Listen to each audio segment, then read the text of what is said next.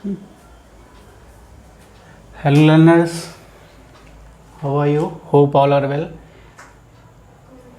हाँ, तो इस वीडियो में हम बात करेंगे, कुछ नया नहीं है, पुराना ही है, उसी का एक सब पार्ट है। क्योंकि वीडियो की लेंथ बहुत लंबी ना जाए इसलिए हम उसको कंसाइज ही रख रहे हैं। पिछली 2 वीडियो में भी हम जिन टर्म्स के बारे में बात कर रहे थे, कुछ एसेंशियल टर्म्स थी, उन्हीं को हमने यहाँ पर एक्सटेंड किया है, उसी लेक्चर को हमने एक्सटेंड किया है। बेसिक टर्म्स में हमने इससे पहले कुछ टर्म्स शायद 12-15 के करीब डिस्कस करी हैं। यहाँ पर हम उसी के आगे बात करेंगे। तो आइए शुरू करते हैं। As seen on the board that there are 5 terms. Basically English grammar के जैसे वो पार्ट होते हैं, इनको भी कहा जाता है ये ग्रामर के ही सेक्शन है। क्यों? क्योंकि जब हम लैंग्वेज स्किल्स की बात करते हैं, रीडिंग, स्पीकिंग, राइटिंग, लिसनिंग, 1 2 3 4, जब हम इन स्किल्स की बात करते हैं तो हमें पता होना चाहिए कि उन स्किल्स को डेवलप करने के लिए इन सारी टर्म्स का क्या रोल होता है।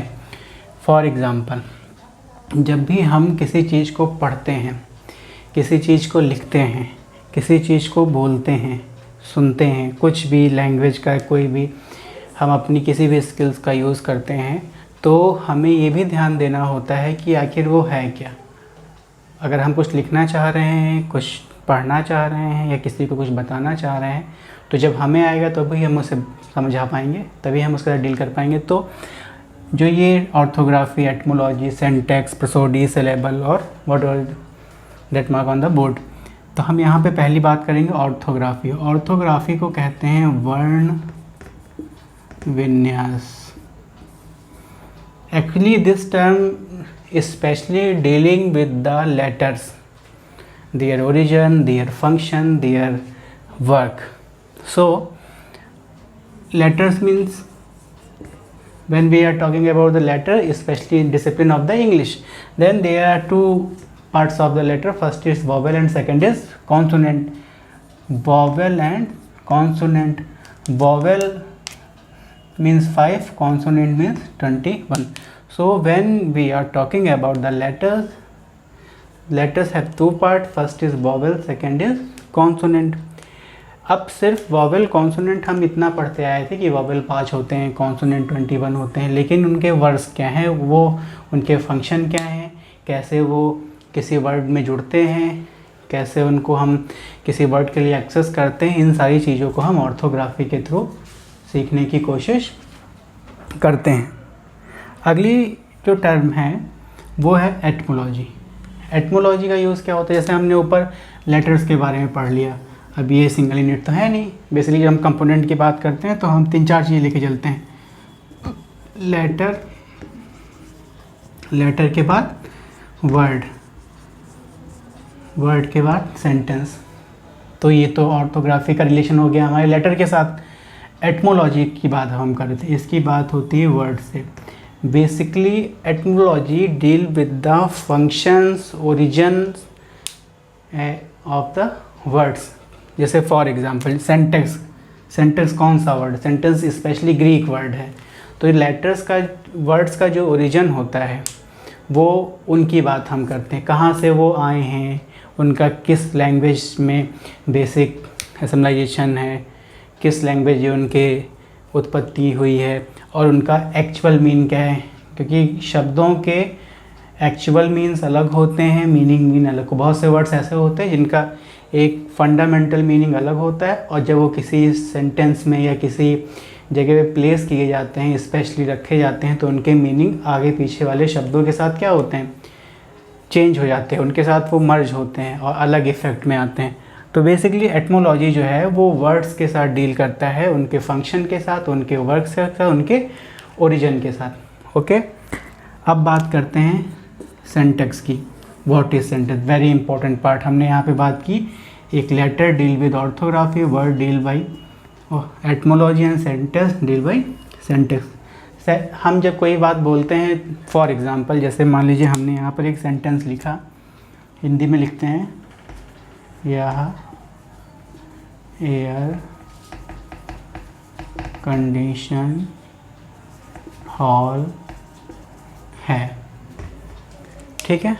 अब जब एयर कंडीशन हॉल, एक वर्ड है, 2 3 4 5 वर्ड हैं, यहाँ पर हमारा ए 3 शब्द, मतलब 5/3 वर्ड तो हमारे इंग्लिश के हो गए, 2 वर्ड हमारे हिंदी के हो गए। सेंटेंस हमने हिंदी का लिख रखा है, तो बेसिकली सेंटेंस हमें यही बताता है कि नेचर क्या है, सेंटेंस में जो वर्ड्स यूज हुए हैं वो रिलायबल हैं या नहीं है, वो उस भाषा से हैं, वो सेंटेंस को फुलफ़िल करते हैं उसके नीड के हिसाब से, उसके ग्रामेटिकल पोर्शन के हिसाब से और उसके जो फॉर्मेशन के हिसाब से। बेसिकली अब तो हम जितनी भी लैंग्वेज यूज़ करते हैं उसमें बोरो वर्ड्स बहुत ज़्यादा होते हैं।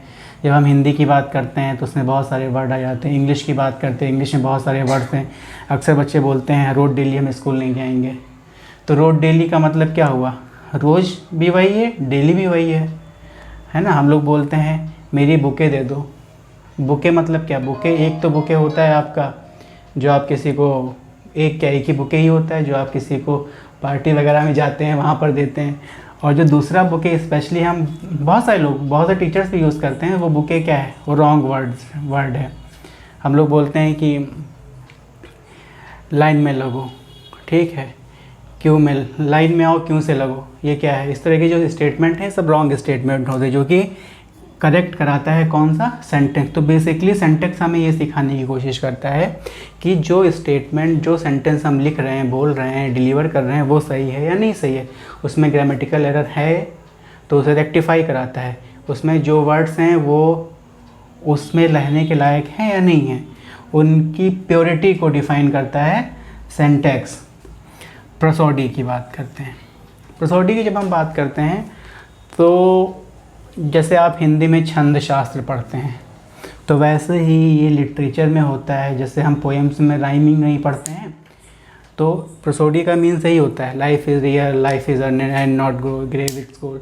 तो इस तरह के जो सेंटेंस हैं, into the sunshine full of the light, तो इस तरह के जो स्टेटमेंट होते हैं, स्टैंजा होते हैं, उनका जो राइमिंग पार्ट्स होता है बेसिकली 4-4, 8-8 के, तो उन्हें हम क्या कहते हैं, प्रोसोडी। एक राइम्स पोएम को स्थिरता और बेसिकली कविताओं में इनकी यूज़ होते हैं। अगली बात करते हैं सिलेबल। सिलेबल क्या है, सिलेबल की जब हम बात करते हैं तो मान लीजिए कि हमने यहाँ पर लिखा गुड, एक वर्ड हमने लिखा सेटिस्फैक्ट्री। अब जब हम इस वर्ड को बोल रहे हैं तो एक फ्रीक्वेंसी में हमने बोला गुड, जब हम इस वर्ड को बोल रहे हैं तो हमारे 2 फ्रीक्वेंसी, सेटिस्फैक्ट्री मतलब सेटिस पे एक हल्का सा माइनर स्टॉप आता है, इसका मतलब यहाँ पर 2 फ्रीक्वेंसी, फ्रीक्वेंसी 1, फ्रीक्वेंसी 2। तो सिलेबल वो होता है जो आपके शब्दों के बीच में ठहराव लाता है। किसी भी वर्ड को आप बोल रहे हैं वहाँ पर जो स्टॉप आएगा, जो ठहराव आएगा, वो क्या होगा, आपका सिलेबल होगा। अनबिलीवेबल, यहाँ पे आपकी 3 फ्रीक्वेंसी आ रही हैं, तो इस तरह से जो आपके फ्रीक्वेंसी डिनोट करेगा वो सिलेबल होगा। तो सिलेबल वो है जो आपके फ्रीक्वेंसी डिनोट करता है, प्रोसोडी वो है जो आपके राइम्स क्लियर कराता है, बेसिकली लिटरेचर पोएम का पार्ट होता है, सेंटेक्स वो है जो आपके प्योरिटी ऑफ सेंटेंस। अब बात करते हैं स्पेलिंग, सफिक्स और प्रीफिक्स की। स्पेलिंग का मीन क्या होता है, इतना सब कुछ लिखा हुआ सब स्पेलिंग है। स्पेलिंग मीन्स वर्तनी, हिंदी में आपने पढ़ा होगा। वर्तनी मीन्स जैसे मान लीजिए हमने यहाँ पे लिखा गुड, अब अगर हम इसको लिखें GOED, दैट्स मीन इसका ये स्पेलिंग एरर है। तो बेसिकली स्पेलिंग वो हैं जो जब हम ऑर्थोग्राफी और एटमोलॉजी को पढ़ते हैं तब हम स्पेलिंग को सीखते हैं।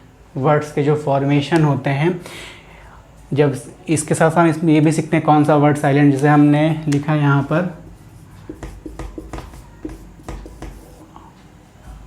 एक वर्ड ये हो गया, एक वर्ड हो गया ऑनेस्ट आपका।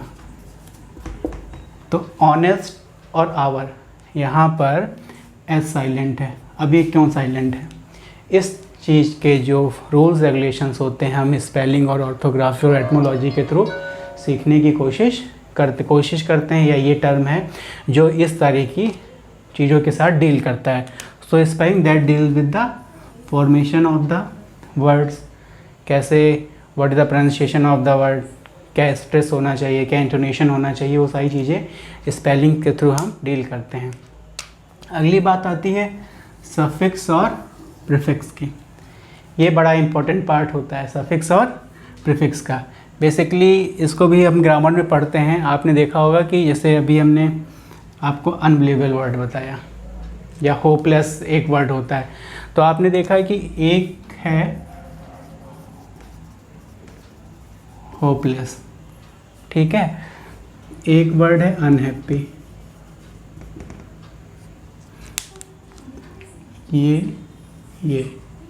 ये और ये। तो इस तरह के जो वर्ड्स में जब किसी भी एक जनरल वर्ड में, बेसिक वर्ड में कोई एक वर्ड हम पीछे जोड़ते हैं उसके मीन को डिफाइन करने के लिए या उसके एडजेक्टिविटी को लाने के लिए, जैसे यहाँ पर एक वर्ड है होप, एक वर्ड है लेस, तो जो आखिरी का हिस्सा है LESS लेस, इसे क्या कहें? इसे सफिक्स कहेंगे, ठीक है। और जब किसी एक बेसिक वर्ड के आगे कोई वर्ड एक्स्ट्रा या उसके मीन को, एडजेक्टिविटी को बढ़ाने के लिए या किसी बेसिक रीज़न से हम ऐड करते हैं तो वो क्या होगा? प्रीफिक्स, ठीक है। ये हमारी बेसिक टर्म्स थी जो हमने इन 3 सब सेक्शंस वीडियो के थ्रू डील करी हैं। एक बार समराइज़ कर लेते हैं। ऑर्थोग्राफी मीन्स वो जो आपके फंडामेंटल लेटर्स और उनके पार्ट्स के साथ डील करता है। Etymology is a term that deal with the words function and there liability, and sentence is that deal with the sentence that deal with the sentence purity, कि हम किसी sentence में क्या लिख रहे हैं, सेंटेंस में कौन से वर्ड हम मेंशन करते हैं, उनकी रिलायबिलिटी कितनी, वो सेंटेंस ग्रामेटिकली सही है या नहीं उसमें सही है, उसमें कौन से नंबर, कौन से नाउन, कौन सा एडजेक्टिव, कौन सा जेंडर और कौन सा डिग्री यूज़ होना है। ये सारी चीज़ें हम सेंटेंस के थ्रू पढ़ते हैं। प्रोसोडी मैंने बताया कि आप बेसिक लिटरेचर में इसका यूज़ करते हैं।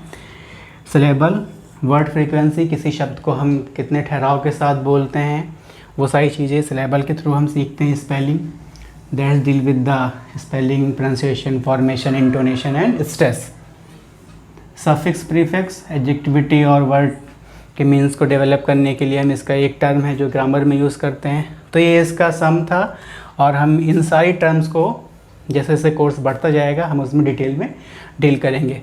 Hope you all understand. If there are any problem, any query, you can leave your queries in the comment section. तो ठीक है, समझ में आया होगा। अगर कुछ डाउट रह जाता है तो आप feel free to ask. Thank you, have a good day, good luck, stay safe, stay healthy.